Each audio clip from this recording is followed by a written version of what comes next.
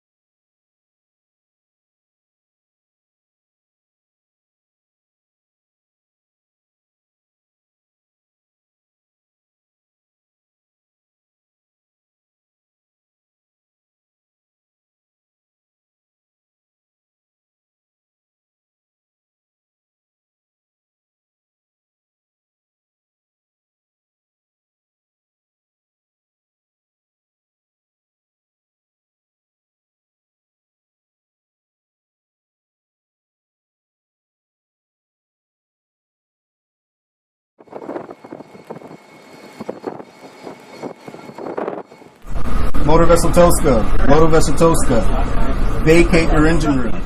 Vacate your engine room. We're prepared to subject you to disabling fire. Okay, we gave the flare. Now we're getting anything. Be ready.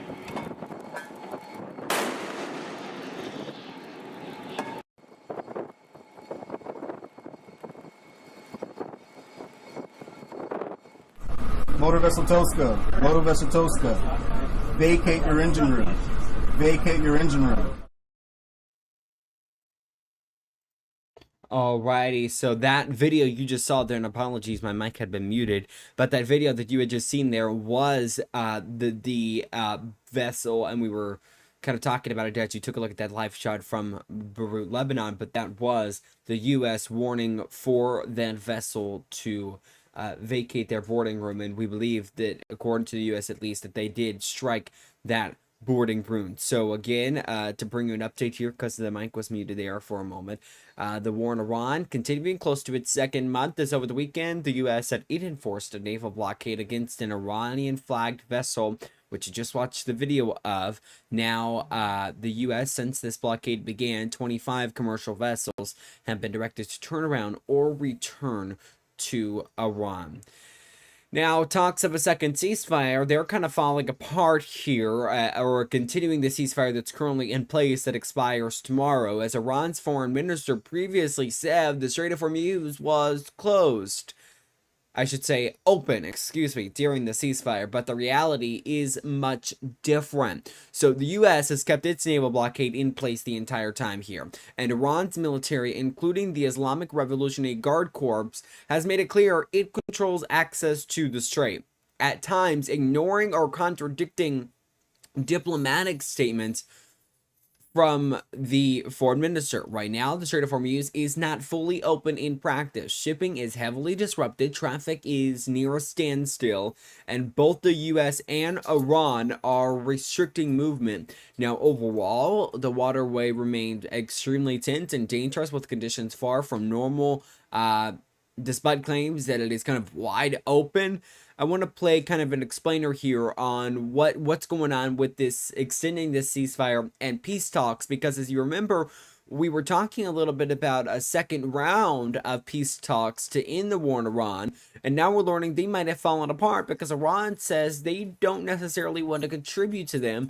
And now U.S. representatives, we know that there might have been some sent to Pakistan, which is the place that these ceasefire and peace talks have been happening at. But right now, that is not happening again for a second time, as Iran has said that they are not going to participate in those talks. I want to play a piece for you from Fox News here. Take a listen here.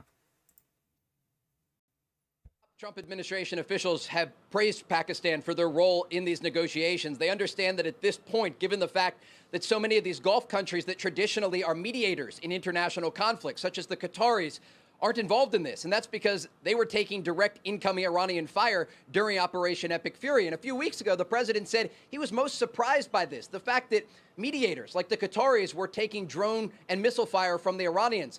So the onus has rested on Pakistan to find a solution here. And you even had officials from Islamabad fly to Tehran late last week to send a direct message in person to the Iranian delegation that this is the last chance. And so the president has praised Pakistan publicly and privately as it relates to their role in these negotiations, and they will be this key intermediary in the hours ahead to try to get the Iranians to the table to see if this deal can move forward.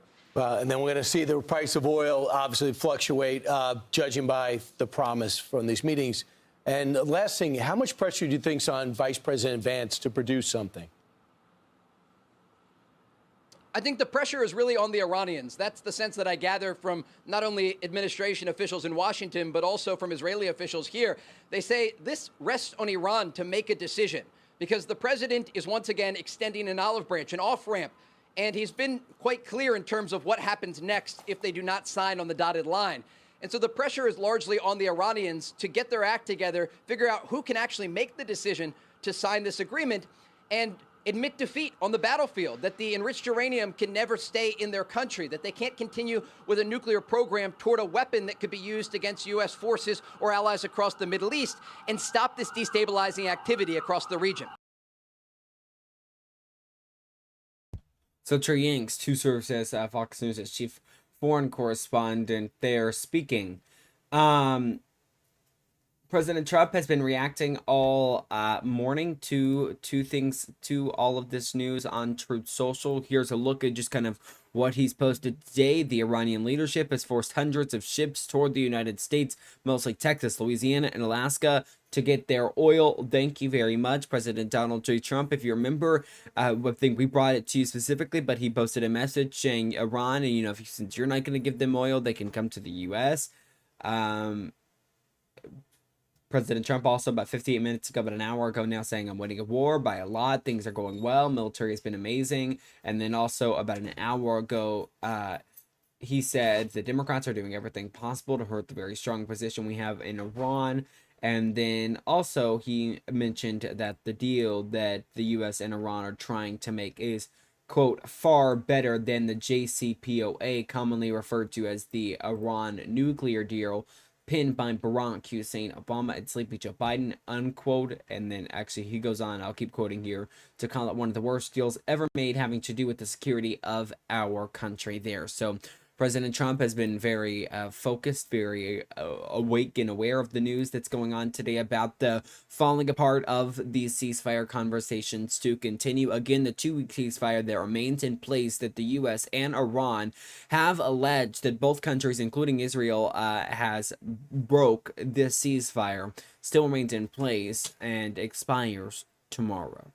I want to turn to some more breaking news. This story out of Louisiana. Before we do that, though, we are going to get you an up-to-date on where fuel prices stand right now. Today, 404, that national average, according to AAA. Yesterday, 404 as well, was in the high 404s as well.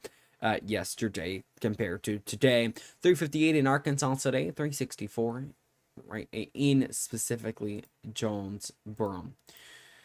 Well, pretty big shooting happened over the weekend in Louisiana that led 8 children dead. A mass shooting at Shreveport killed 8 children, as I said just a moment ago, ranging from about 1 to 14 years old. Police say the shooting was domestic related, not a random attack. The gunman, identified as 31-year-old Shamar Elkins, killed 7 of his own children and 1 other child across multiple homes. 2 women, including the mother of some of the children, were also shot and seriously injured. A teenager did survive after jumping off of the roof after the shootings. The suspect carjacked a vehicle by gunpoint and led police on a chase before being shot and killed by officers. Authorities say the incident spanned multiple crime scenes and is one of the deadliest mass shootings in the U.S. in years, with the motive still under investigation. Now, a press conference was held earlier today in Shreveport, Louisiana. It lasted about an hour. We're going to play just a moment of that for you. Take a listen here. Today we remember Jayla Elkins, age 3, Shayla Elkins, age 5, Kayla Pugh, age 6, Layla Pugh, age 7, Makayden Pugh, age 10, Soraya Snow, age 11, Conundrum Snow, age 6, Braylon Snow, age 5, and to all of their families. So before I go on, will you just pause for a minute for a moment of silence as we honor them?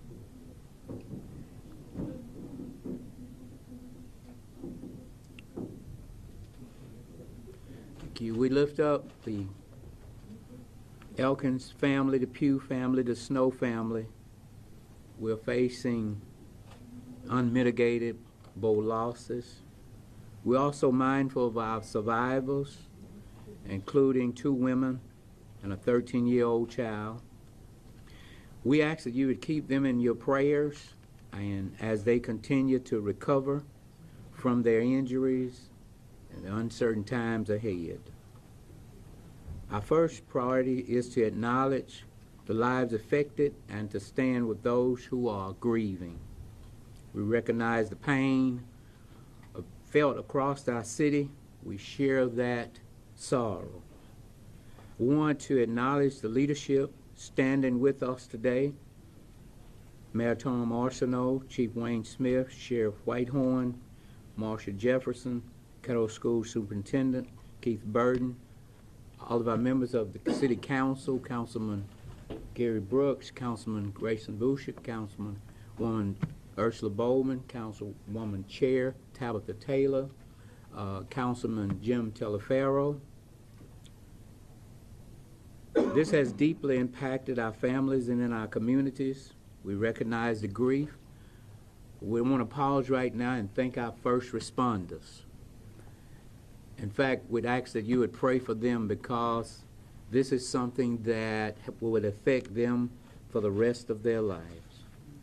And so we pause and say to them, thank you. Would you be kind enough to give them a great big hand? We join our partners all across this city and the parish. We're grateful for those responders who responded quickly. Again, here we stand with the community. At this time, I want to give some points as to how to cope with situations and giving condolences to all that have been affected. There's an initial shock, which is common. People often feel numb, disbelief right after a tragedy. In being connected to this district for just about 16 years, it is what I would consider a gut-wrenching situation it takes to win out of your sail. Emotions can be overwhelming. Grief, anger, confusion, sadness may come and it may go in waves. Support is very important And we thank all of the agencies that showed up on yesterday and is showing up on today. What do you do when life takes an unexpected turn?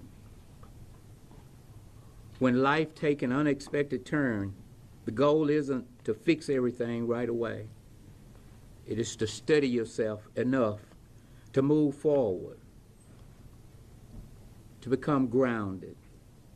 How do we deal with unexpected tragedies, events? One, you give yourself room to react. You might feel stressed, and it's okay. You might feel angry, but it's okay. Certainly, to have a loss, you will feel the pain, but it's okay. Because today, if we put God first, it will make a difference in our lives. Sometimes it takes time to adjust, but if we trust God, we'll make it. We got to lean on people. We got to lean on resources. At this moment, I might be strong, and the next moment, I might be weak. But we got to be able to say to somebody, is it okay if I lean on you? Sometimes we focus on what we cannot control. There come a time that we have to put it all in the Lord's hand. Trusting God in the time of crisis. Crisis has ways of shaking everything about us. Our plans, our peace, even our faith. It can come suddenly, bad news, loss, uncertainty, pressures we don't even see coming. The real question is not whether or not crisis will come, but the real question is, how will we respond to the crisis? Take your crisis to God first. Acknowledge who He is. Ask God for specific help. Leave the outcome into the hands of God. Do what you can, but release what you cannot handle. Stop trying to focus on outcome. Rest in God's ability to handle what you cannot. Don't panic, pray. Don't focus on fear, focus on God. Don't hold on. Release it and put it into the hands of the Lord, and He will make a difference in your life. As what the Word of God has said, if this earthly house of this tabernacle be dissolved, I believe in my heart that these that died on yesterday are in the presence of the Lord. He says, and we know that all things work together for the good. We know it, we believe it, because our faith is strong. We believe that this situation, even though it's a tragedy, but it's going to bring us together for the good. And we'll be able to give God the glory after it's all over. So at this point in time, we're going to ask that Mayor Tom Arsenault will come. Alrighty, there's strong words from officials in Shreveport, Louisiana. Again, 8 children dead after a mass shooting in Louisiana, Shreveport specifically, that all began after a domestic incident there. So really, really heartbreaking. I know I was following this yesterday as the news had been breaking. Okay, we do want to turn to some of the other stories that we are following this hour on Brookland News Live, and that brings us over to Japan. An earthquake, a 7.5 magnitude earthquake, struck off the northeastern coast of Japan, prompted tsunami warnings and evacuation orders in some cases. Now, the Japan Meteorological Agency reported waves as high as 2.5 feet, with the highest wave at Kuji Port in Iwate Prefecture. No abnormalities have been reported so far at nuclear plants, and efforts to decommission on that plant have continue there. じゃあ You can 66 see 日か as ら people 札幌 kind へ of 移動したいです prepared 状況 for が this 確認できま tsunami す。 warning, and the waves have been high and getting off of the ocean after again a 7.5 magnitude earthquake. First break of the hour is up. When we come back, more of the stories making headlines across the nation. You're watching Brooklyn News Live.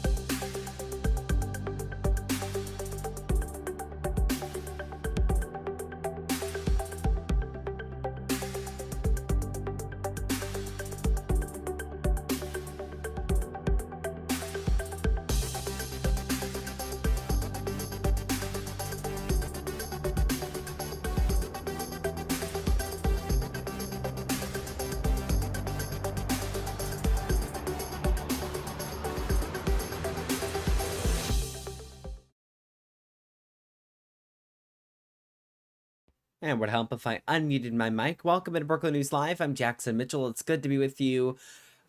Still here on this Monday, 2:25 is the time now. I want to turn to this story. This is breaking news. A little earlier in the day, the FBI Director, Kash Patel, now announcing that he will sue The Atlantic and one of its reporters. This is, of course, a defamation suit. Taking a look here at a CNN report, where the story goes on to say the defamation suit filed Monday morning in the U.S. District Court in the District of Columbia in DC seeks $250 million in damages. So it's gonna, this defamation suit is against The Atlantic and its reporter Sarah Fitzpatrick over a story that alleged Patel, quote, had alarmed colleagues with episodes of excessive drinking and unexplained absences. Now, The Atlantic responded, calling it meritless, going on to say a spokesperson on Atlantic said, quote, "We stand by our reporting on Cass Patel and we will vigorously defend The Atlantic and our journalist against the meritless lawsuit." Now, Patel threatened to sue The Atlantic both before and again after the story was published last Friday. He was quoted by the magazine saying, quote, "I'll see you in court. Bring your checkbook." Now, Fitzpatrick said in an interview on MS Now on Friday night, quote, "I stand by every word of this reporting. We have excellent attorneys." Says the lawsuit, says statements in Fitzpatrick's article falsely assert that Patel is a habitual drunk, unable to perform the duties of his office, is a threat to public safety, is vulnerable to foreign coercion, and has violated DOJ ethics rules, is unreachable in emergencies. And you see the list going on there in that story there. So, a story that we are going to follow here, and we will bring you any updates on if there is any. Okay, so again, a big, I think it's a pretty big story to follow, and I remember when that reporting actually came out from The Atlantic. Okay, we'll take a look at this video here. So coming right at this us. is from Devastating NBC tornadoes Nightly ripping News across on the NBC, heartland, of course. hitting hard in Tornadoes both not in Iowa forecast. This is in crazy? Kansas. This is a And number of Kansas. tornadoes that drop down as high as At least 15 15 and surprise reported tornado tornadoes outbreak wreaking a essentially path of hit areas of destruction southwest across of the Kansas Midwest. City, Kansas on April 15th. So this is middle of last week, with at least 5 tornadoes In reported Hillsdale, causing Kansas, damage the to walls homes, of and you these see one of those homes homes shredded there, to pieces. and to overturned vehicles. At least 3 people Crews were already injured, but racing to no repair the downed fatalities power lines had been littered reported. across the roads. Well, after People this left got stunned out, from the NBC damage. came out with new reporting. As again, I said it was a surprise because it was not forecasted. So NBC out with new reporting. Quote, "We are missing data. NWS weather balloon changes scrutinized as tornadoes hit Midwest." Inside that reporting, it says forecasters did not expect tornadoes that day. The National Weather Service did not include a tornado threat in its earlier outlook, and warnings were only issued shortly before the storms hit. Now, the strongest tornado, as I mentioned a few moments ago, is rated an EF2 with winds around 125 miles per hour. Some meteorologists say missing weather data may have played a role, as Chris Vagaski, I believe that's how you pronounce this last name here, said, quote, "We are missing data at the normal times," and he warned that the lack of weather balloon data could have impacted forecast models. Again, I'll show you some more of that video from NBC coming Nightly right at News. us. He also Devastating added tornadoes that the ripping situation across left the a, quote, heartland, big hitting area hard in over the both southern Iowa plains in the central United States without that and weather balloon Kansas. data. Now, other experts had also expressed At least concerns. 15 However, reported NOAA tornadoes officials wreaking a pushed back, path saying, of quote, "NOAA's weather destruction model across the performance has Midwest. not been impacted by any changes of the schedule of our twice daily Renaissance In Hillsdale, launches." Kansas, the The walls effect of has these raised homes questions about shredded whether to staffing pieces. shortages and changes in weather data funding, already and that racing to repair collection the of weather downed data power could lines littered affect across severe the weather roads. warnings People during left peak stunned from the tornado damage. season. Oh my So gosh. another big story to watch, and I that cannot takes us believe to this. I our used to live work camera right here in Brookland. As I bring your forecast, there you go, live in Brooklyn right now. 2:30 is that time right now. We don't get too long of a show left for you. Want to bring you an update on your forecast though right now. Tonight it was chilly this morning, and it was chilly Saturday after some of those storms had been brought in and kind of brought a cold front through parts of Arkansas tonight. Low of 51 as we go. It's going to remain sunny, though. Not a lot of clouds in the sky. By Tuesday, high of 82, low of 54. Cloudy skies do, in fact, return. By Wednesday, high of 80, low of 62. So a similar forecast that we've seen these last few weeks. I will go ahead and let you know we do have some severe storms that could be affecting us Friday, Saturday, and Sunday. So that's going to be something to watch for. We're going to bring you updated weather data as we get closer to those days. But for now, enjoy the cloudy skies out in Brooklyn. Another quick break. When we come back, Coke now says it is going to produce a can of all 50 states in its new America 250th birthday campaign. Plus, Kit Kat says it's hiring. Is there actually a way to apply?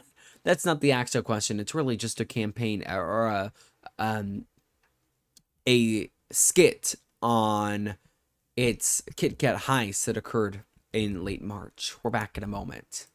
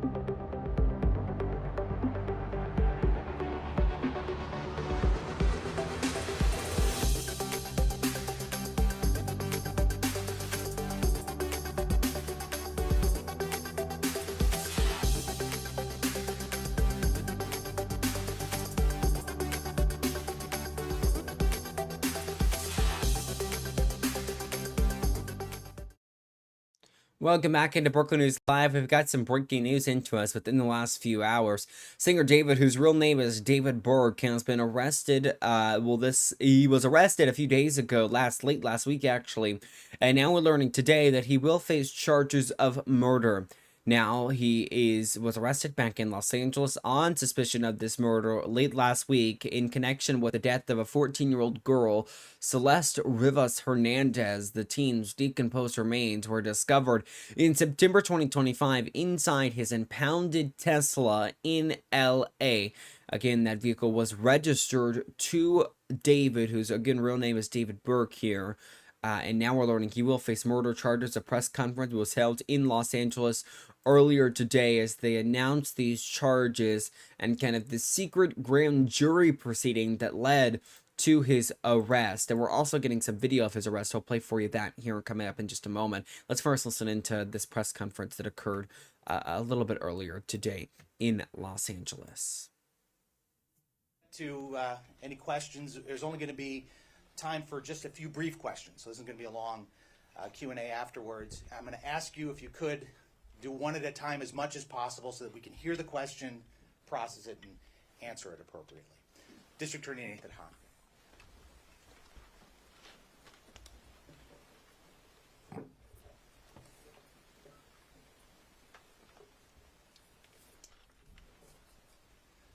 Good morning. My name is Nathan Hochman. I'm the District Attorney of Los Angeles County. With me up here is Los Angeles Police Department Chief Jim McDonald. Also at this podium on the DA's side are the Assistant District Attorney Maria Ramirez, who oversees our special operations. We have John McKinney, who is our Director of Specialized Prosecutions. The Assistant Head Deputy District Attorney is Habib Balian of the Major Crimes Division. Deputy District Attorney Beth Silverman of the Major Crimes Division will be the lead prosecutor on this case. From the Los Angeles Police Department, we also have Captain Scott Williams, who's the commanding officer of LAPD's Robbery Homicide Division, the Chief of Detectives, Alan Hamilton, the Director of Specialized Prosecutions, Mike Rimkunis, and the LAPD detectives on this case, Josh Byers and Corey Farrell.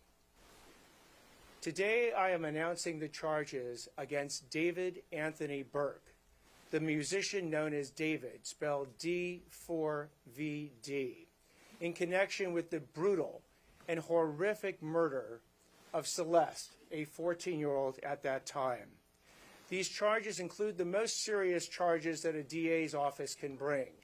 That is first-degree murder with special circumstances. The special circumstances being lying in wait, committing this crime for financial gain, or murdering a witness in an investigation. These special circumstances carry with it, along with the first-degree murder charge, a maximum sentence of life without the possibility of parole or the death penalty. The determination on whether or not the district attorney's office will seek the death penalty will be made at a later time. Before I get into the actual charges, and there are additional charges against Mr. Burke, including continuous sexual acts, lewd and lascivious sexual acts with an individual under 14 years old, and mutilating a human remains of a body. Before I get into the description of these charges and their seriousness, I want to look at this as a parent. I am a parent of 3 children, and a parent's nightmare is a situation where your daughter goes out one night and never comes back. As we will show in a court of law, and what I also want to make sure about that the understanding. Alrighty, there, LA County officials speaking there at the Hall of Justice. Again, David, the singer, whose real name is David Anthony Burke, to face first-degree murder charges, which, as you heard there, the officials saying there that is punishable of life without parole, and then the death penalty. And then he said that his attorney has yet to decide and will decide at a later time if they will seek the death penalty. He also noted that sexual acts may have been committed by David with a person under the age of 14. He said he was going to look at it as a parent, and the nightmare is that your child goes out one night and never returns home, and that is a nightmare for sure. Okay, I want to turn to some other stories that we are following, a little more lighthearted. Before we do that, though, we will show you now a video of the arrest of David. Take a listen, take a look, I should say.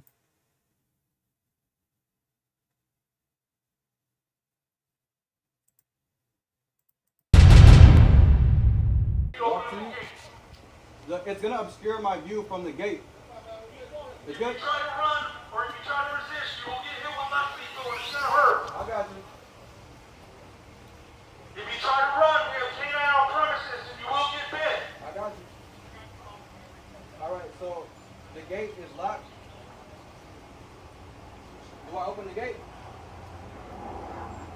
Sir? Open the gate.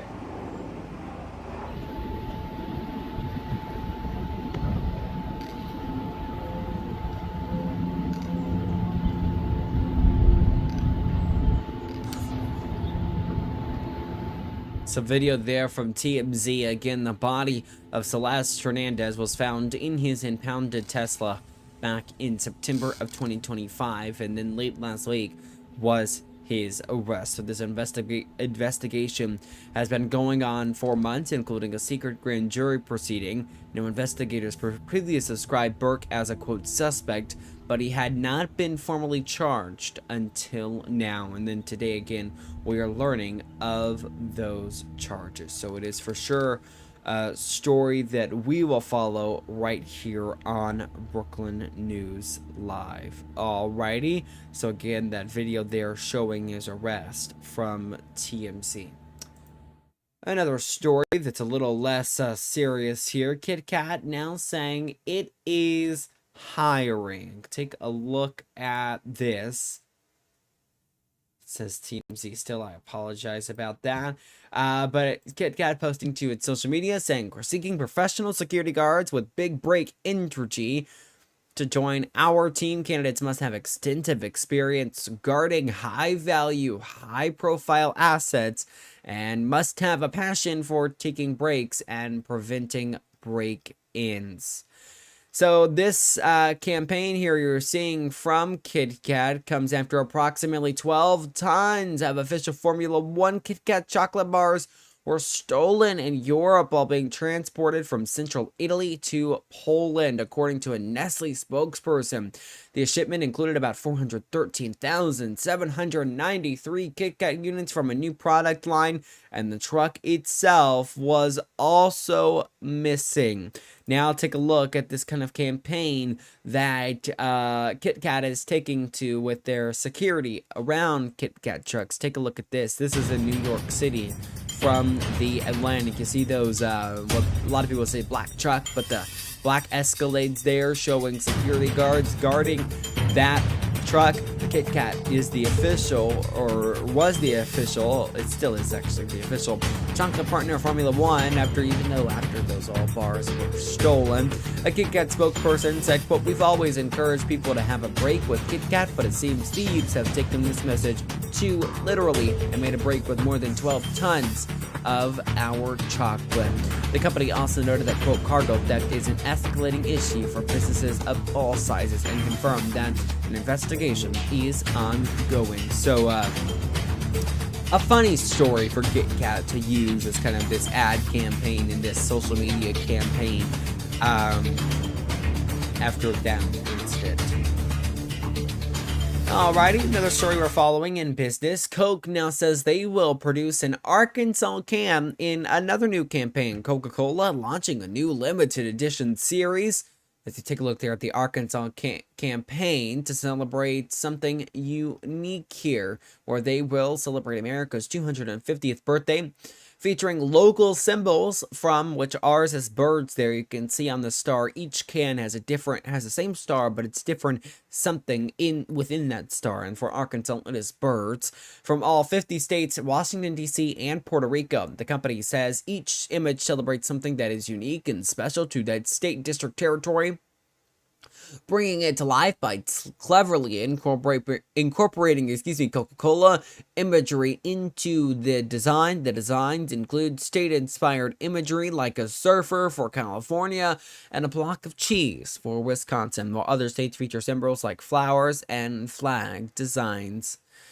The company says the mini cans will be available starting this month and throughout 2026, with packs of Coca-Cola, Diet Coke, and Coke Zero featuring the special designs. Alrighty, a cool story. Hopefully I can get I don't like Coke too much, and I don't like drinking soda too much, but hopefully I can get my hands on one of these Coke cans, and maybe I'll show it to you guys on the air, since we did in fact cover this story. That does it for this Monday edition of Brookland News Live. Join us tomorrow. We're going to provide yet another update, as we've done every day that we've been on the air since the war in Iran has begun. We'll have that, so much more.